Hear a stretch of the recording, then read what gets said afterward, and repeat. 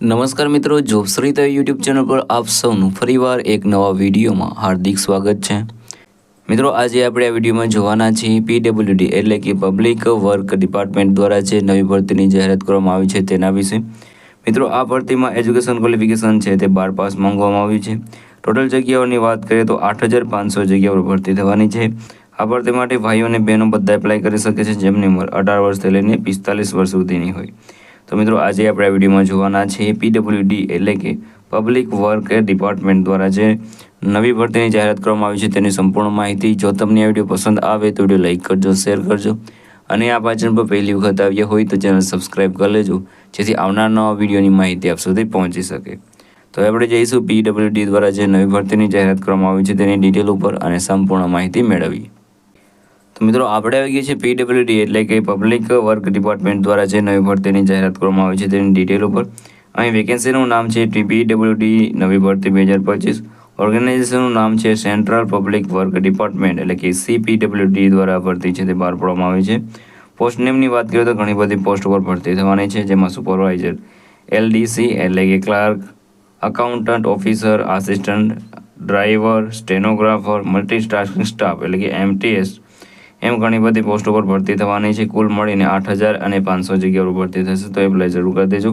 આ ભરતી માટે એપ્લાય તમારે ઓનલાઈન કરવાનું રહેશે। કેને એપ્લાય, કોણ કોણ એપ્લાય કરી શકે છે તો ઓલ ઇન્ડિયાના મેલ ફિમેલ આ ભરતી માટે એપ્લાય કરી શકે છે અને પગાર મેળવી શકે છે 18,500થી લઈને 56,000 સુધી। એજ લિમિટની વાત કરીએ તો અહીં તમારા મિનિમમ 18 વર્ષ પૂર્ણ થઈ ગયેલા હોવા જોઈએ અને મેક્સિમમ તમે 45 વર્ષની ઉંમર સુધી તમે એપ્લાય કરી શકો છો। એપ્લિકેશન ફીની વાત કરીએ તો જનરલ અને ઓબીસી માટે 100 રૂપિયા ફી ભરવાની રહેશે જ્યારે SC, ST અને પીડબ્લ્યુડી માટે કોઈ પણ જાતની ફી છે તે ભરવાની રહેતી નથી। જે ફી છે તે તમે online credit card, debit card અથવા તો નેટ બેન્કિંગ દ્વારા ભરી શકો છો। સિલેક્શન પ્રોસેસની વાત કરીએ તો રાઇટન એક્ઝામ, ઇન્ટરવ્યૂ અને ડોક્યુમેન્ટ વેરિફિકેશન દ્વારા તમારું સિલેક્શન થશે।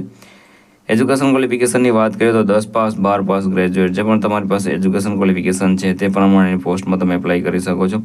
અગત્યના ડોક્યુમેન્ટની વાત કરીએ તો પાસપોર્ટ સાઇઝ ફોટોગ્રાફ, સિગ્નેચર, આધાર ID proof, education certificate, caste certificate અને એજ પ્રૂફ આ ડોક્યુમેન્ટ તમારી પાસે હોવા જોઈએ। કઈ રીતે એપ્લાય કરી શકો છો તો મિત્રો, વિડીયોના ડિસ્ક્રિપ્શનમાં તમને એક લિંક મળી જશે, તેના પર ક્લિક કરશો એટલે તમે પીડબ્લ્યુડીની જે ઓફિશિયલ વેબસાઇટ છે ત્યાં પહોંચી જશો। ત્યાં તમારે વેકેન્સી સિલેક્ટ કરીને તેમાં તમારી પર્સનલ ડિટેલ અને એજ્યુકેશન ડિટેલ છે તે ફિલ કરી દેવાનું રહેશે। ત્યારબાદ જે પણ ડોક્યુમેન્ટ રિક્વાયર્ડ છે બધા અપલોડ કરી દેવાના રહેશે, ફોર્મ સબમિટ કરી દેવાનું રહેશે। ત્યારબાદ ફી ભરીને તમારું જે એપ્લિકેશન છે તે કન્ફર્મ કરવાનું રહેશે।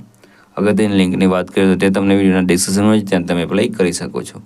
તો મિત્રો, આ હતું આજનું નોટિફિકેશન। જો તમને આ વિડીયો પસંદ આવે તો વિડીયો લાઇક કરજો, શેર કરજો અને આ ચેનલ પર પહેલી વખત આવ્યા હોય તો ચેનલ સબસ્ક્રાઈબ કરી લેજો જેથી આવનાર નવા વિડીયોની માહિતી આપ સુધી પહોંચી શકે। તો આ સાથે આજનો વિડીયો પૂરો કરું છું। મળીએ નવા વિડીયોમાં નવી ભરતી સાથે। જય હિન્દ, જય ભારત।